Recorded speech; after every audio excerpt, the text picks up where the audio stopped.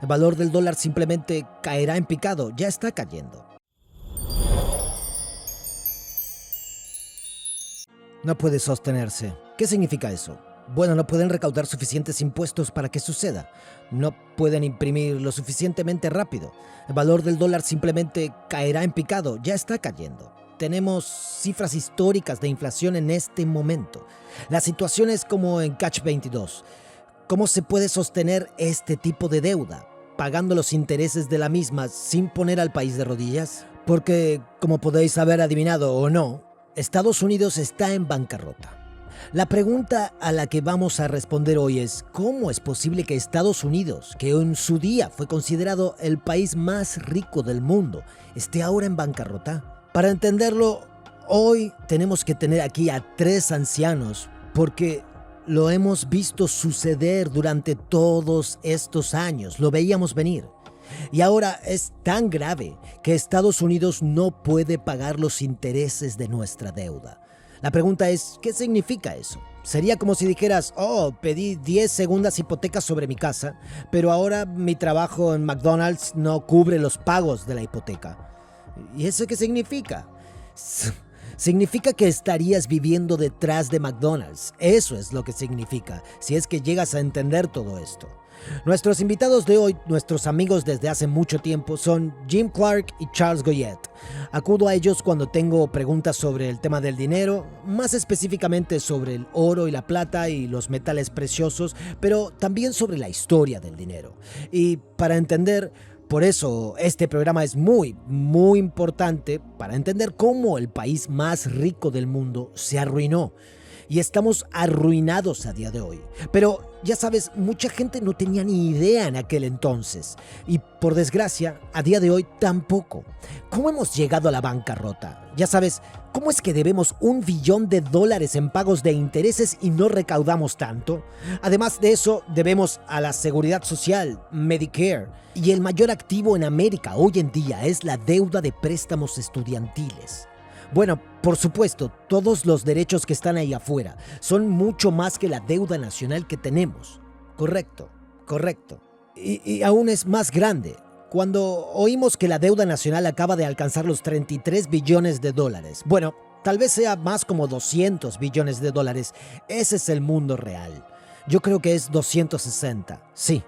260 billones. Y 1 billón de minutos es como 32,000 años o algo así.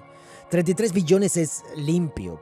¿Cómo hemos llegado tan lejos en la deuda? Bueno, puedo recordar 1976, cuando la deuda nacional estaba más cerca del $1 billón y todo el mundo puso el grito en el cielo diciendo: no podemos soportar $1 billón en deuda nacional sin que el país se vaya por el desagüe. Avanzó rápido en unos años más y llegamos a 33 billones en solo 3 meses. Con la administración Biden añadieron más de $1 billón a la deuda nacional en un periodo de 3 meses. Tardamos 200 años en llegar al primer billón. Biden fue capaz de añadir otro billón a los 33 que tenemos ahora en 3 meses. Bueno, gracias Joe, también a todos los demócratas liberales de ahí afuera y a vuestros profesores universitarios. Fue el padre de mi novia de secundaria quien estaba en el negocio. Él me presentó la idea. ¿Qué negocio? En el oro. Oh, en el oro. En el negocio del oro y la plata. El oro en aquel momento estaba a $45 la onza y me pidió que comprara oro. Pude comprar 20 piezas de oro por $45 la pieza. No podía entenderlo, porque iba a pagar $45 por una moneda de $20. Fue cuando leí el libro llamado Cómo sacar provecho de la devaluación que viene, de Harry Brown, y la luz se encendió. ¿Cuándo fue eso? Fue en 1972 cuando compré oro por primera vez y en 1973 me metí en el negocio. Ok, pero fue por su inspiración por lo que compré oro. El bicho del oro me picó y nunca he mirado atrás. Me metí en el negocio al año siguiente con él y he tenido una maravillosa carrera de 50 años desde entonces. Alguien me preguntó: ¿te arrepientes de algo? Lo único que lamento es no poder seguir otros 50 años porque disfruto mucho del negocio. También de conocer a gente tan interesante como tú y otros muchos a lo largo de los años. Correcto. Y señor Charles Goyette, ¿cuál es su experiencia en este negocio? Bueno, mis antecedentes son que tengo básicamente la misma edad que todos nosotros.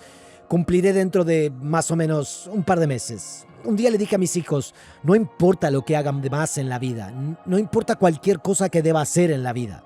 La única cosa en la que me he visto obligado a convertirme es en un experto del mentir del gobierno. Porque piensa en lo que hemos visto toda la vida. El asesinato de Kennedy, el incidente del Golfo de Tonkin que nunca sucedió realmente, los papeles del Pentágono. ¿Sabes cuál es el problema? Mucha gente que escucha no tiene ni idea de lo que estás hablando. Lo sé, pero vamos a llegar a cosas como las desaparecidas armas de destrucción masiva. ¿Les suena familiar a los más jóvenes? La explosión del gasoducto Nord Stream. Es decir, simplemente sucede. Sigue y sigue y sigue. Y yo les digo a los jóvenes, si queréis hacer algo en la vida que sea una verdadera industria en crecimiento, olvidaos de la inteligencia artificial, olvidaos de todas esas cosas. Meteros en el negocio de seguir la tendencia de la mentira del gobierno, porque es una industria en crecimiento. Es cada vez más grande de lo que un solo hombre puede manejar. Así es como lo conseguí. Y has tenido un programa de radio desde hace años, ¿verdad? Sí. Y en él me centro en este tipo de cosas. De acuerdo. Y cuando hablas de fruta que cuelga baja, cuando hablas de que el gobierno miente, la fruta que cuelga baja es la historia económica, la historia financiera, la Reserva Federal. Ahí es donde realmente sucede. Por eso estamos en el aprieto al que te referías antes. Sí, claro, estamos hablando a los más jóvenes. ¿Cómo hemos llegado hasta aquí? Quiero decir, una vez fuimos el país más rico del mundo. ¿Cuándo fue Bretton Woods? ¿1943? ¿1944-45? Sí. Bueno, pasemos de Joe Biden. No nos acordamos, pero hicieron del dólar estadounidense la moneda de reserva mundial y el dólar estaba respaldado por oro en la Segunda Guerra Mundial porque enviamos millones de personas a Europa y a el Pacífico y salimos como el país más rico del mundo en 1944 y ahora estamos en bancarrota. Le dijeron al resto del mundo en ese momento que tuvieran oro en sus reservas y que emitiesen sus propias monedas contra el oro. Ahora el oro había pasado de moda. Por lo que a partir de ese momento solo tenían que tener dólares de Estados Unidos y emitir su moneda contra esos dólares de Estados Unidos. No pasó mucho tiempo cuando la gente empezó a darse cuenta de que Estados Unidos estaba imprimiendo muchos más dólares que oro tenía para respaldarlos. Imprimieron e imprimieron. En 1944 éramos un país legítimo. Sí, los bancos de todo el mundo aceptaban el dólar estadounidense. Sí, ya que era canjeable a extranjeros. La gente empezó a aceptar el dólar. Yo estaba en Perú. Fue en realidad cuando sus banqueros centrales me mostraron todos los dólares que habían apilado en su caja fuerte, porque era tan bueno como el oro. ¿Y qué pasó en 1971? Tricky Dick Nixon nos sacó del patrón oro y el dólar se convirtió en deuda. Sí. Y cuando debería haber sido el punto de inflexión para todos nosotros si no lo habíamos visto venir ya en 1933, cuando Roosevelt confiscó el oro del pueblo estadounidense, pero los extranjeros podían poseerlo. Nosotros no podíamos cambiar nuestros dólares de papel por oro. De hecho, si tenías oro, tenías que entregarlo. Y si no lo hacías, podías ser multado con hasta $10,000 o encarcelado durante 6 meses. Sí, ¿recordáis la placa de Andy Sheckman me envió que está colgada en la pared? Es la ley de 1933. Sí, se llevaron nuestro oro. Eso lo hizo el comunista FDR, Franklin Roosevelt, quien trajo la seguridad social y ahora está en quiebra. Y fue peor que solo robarlo. Creo que estamos de acuerdo en que lo hicieron. Robaron todo el oro, pero lo vendieron a unos $20 la onza. Y una vez que lo tuvieron todo, entonces subieron el precio a $35. El pueblo estadounidense fue estafado por miles de millones de dólares en un movimiento muy rápido. Una vez más, a todos los jóvenes que están escuchando, esto no te lo enseñan en la escuela porque las escuelas son marxistas. Son comunistas. Mi padre pobre no tenía ni idea de lo que estaba pasando. Recuerdo que en 1964 estaba sosteniendo una moneda de 25 centavos de los Estados Unidos. Estaba en Hawái y me preguntaba, ¿por qué esta moneda es de cobre? Se lo pregunté a mi padre, le dije, ¿por qué es de cobre? Me dijo, saca buenas notas, estarás bien. ¿Entendéis lo que quiero decir? Estaba mirando esa moneda, pero apenas lo entendía. Mira lo que pasa cuando vas a las escuelas que son dirigidas por marxistas. Son buenas personas, simplemente son marxistas. Ya sabes, como algunas personas son judíos, otras personas son cristianos y demás. La economía es una especie de religión, pero son marxistas. Sostenía esa moneda y decía, ¿qué tiene de malo? tiene cobre en ella, 1964. Y esa fue la ley de Gresham. Y la ley de Gresham que dice, el dinero malo sacará de circulación al dinero bueno. Y mi padre pasó por lo mismo al mismo tiempo. ¿Lo vio? Sí. Sí, déjame terminar para poder asimilarlo. El dinero malo expulsa al dinero bueno. Esto pasó en 1964. Le pregunté a mi padre, le dije, ¿qué está pasando? Me dijo, simplemente saca buenas notas. Ese es nuestro problema. Y hoy estamos en 2023 en la Universidad Estatal de Arizona. Están teniendo un pro-Palestina. Ya sabes, se están manifestando en el campus y todo esto, liderados por 39 profesores que me atacaron el año pasado. Sí. ¿Qué le pasa al sistema escolar? Independientemente, la razón por la que la gente no podía decir que esa moneda era falsa es porque el sistema educativo es parte del problema. No entendieron el dinero y no les importa. Sí, ¿qué le da valor a este pedazo de papel verde? ¿De dónde viene el dinero? Creen que es como si le preguntaras de dónde viene la leche y los huevos. Vienen de Safeway, ¿cierto? La leche y los huevos vienen de Safeway. Y no entienden que hay una granja en el fondo que hace la leche y el huevo.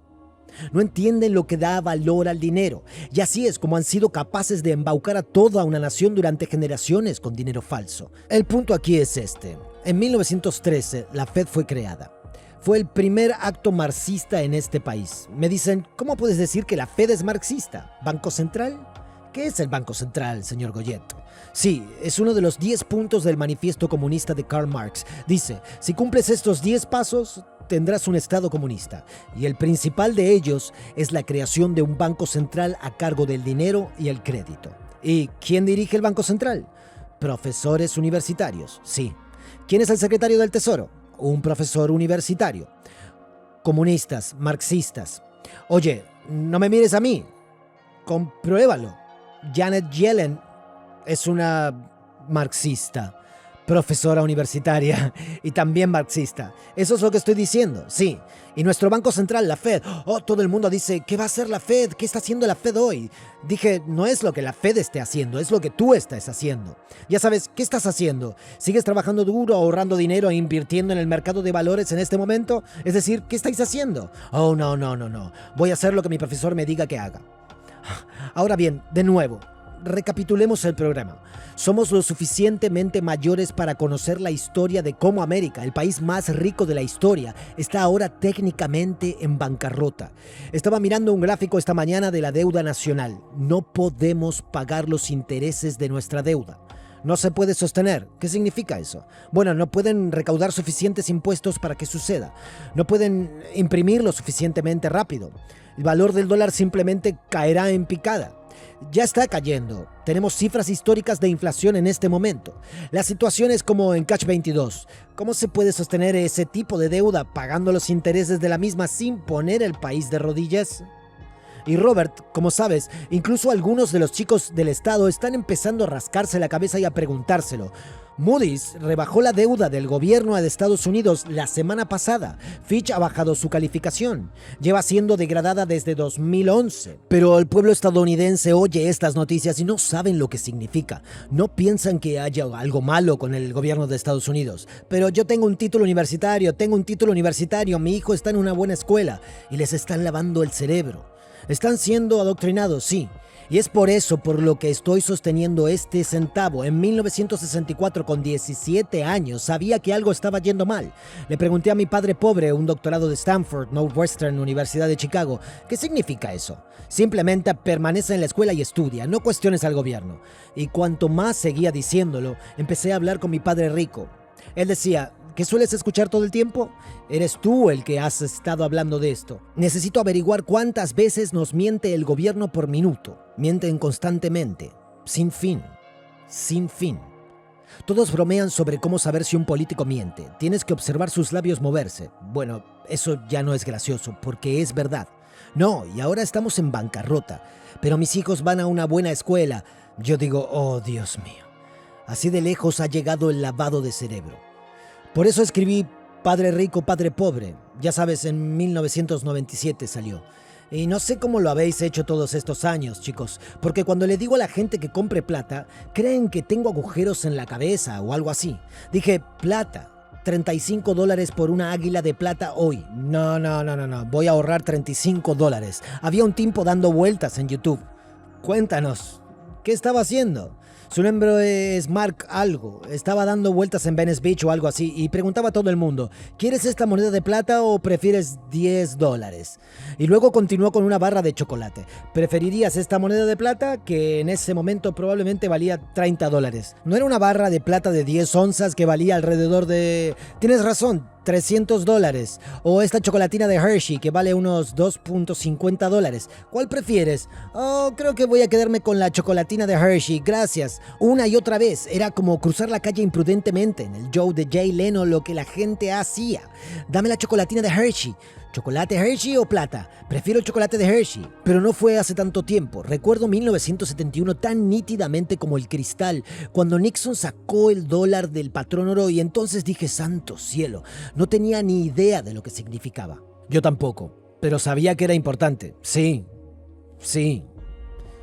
Estaba volando en un portaaviones en Vietnam, en el Golfo de Tonkin, ya sabes, matando por allí comunistas por Jesús, y decía, santo cielo, ¿cómo me metí en esta guerra? Ya sabes, ¿por qué estoy matando gente buena? No paraba de hacerme esta pregunta. Y mi padre rico me envió una carta por correo postal en aquel entonces a un apartado de correos FPL, Fleet Post Office, que decía, hey, Nixon sacó al dólar del patrón oro. Era diciembre cuando la recibí. Sacó al dólar del patrón oro el 15 de agosto de 1971. La recibí en diciembre y fue como, ¿qué significa eso? Sí, Robert, yo estaba con la red de radio y televisión de las Fuerzas Armadas. Presentaba las noticias en aquel momento y fue un domingo por la noche cuando Nixon llegó e hizo un discurso nacional. Y yo estaba realmente durante bonanza. Sí, de hecho Nixon temía que arruinaría su popularidad por adelantar bonanza. Ese era su número. Olvida lo que le hizo al país, a la economía y al dinero. Temía que la acción bonanza hiciera enfadar al pueblo estadounidense. Pero vi ese programa y pensé, hay algo mal aquí, pero no sabía lo que era. Sí, mejor que lo averigüe. En 1964 fue cuando sacaron la plata de la plata y se convirtió en cobre. Pusieron tinte en él. Eso fue en el 64. Y luego, en el 71, Nixon sacó al dólar del patrón oro. LBJ dijo, la plata se ha vuelto demasiado valiosa para usarla como dinero. Lo que la mayoría de nosotros pensábamos que se suponía que era el dinero. Estábamos recordando que Estados Unidos fue una vez el país más rico del mundo y ahora somos la mayor nación deudora en la historia del mundo. Eso ha pasado en nuestro tiempo de vida y podríamos seguir y seguir. Tengo que hablar con Sandra para ver si es posible que os traigamos de vuelta porque no hemos tenido mucho tiempo.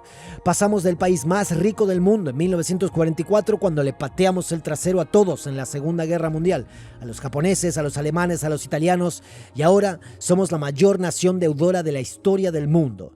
No podemos pagar nuestras cuentas. De eso se trata este programa.